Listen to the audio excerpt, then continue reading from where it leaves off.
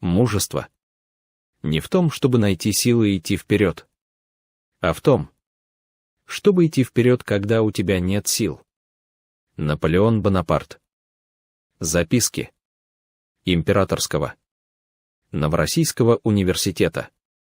Одно только чеченское племя, несмотря на исповедуемую им магометанскую религию и на влияние русской власти, следовало до 1839 года одному адату.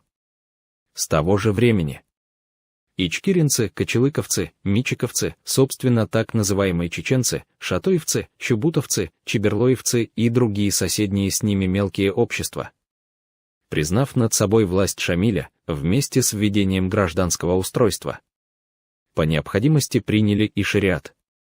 И только галашевцы, галгаевцы, карабулаки и кисты, как независимые общества, ни от русского правительства, ни от Шамиля, следуют во всем адату.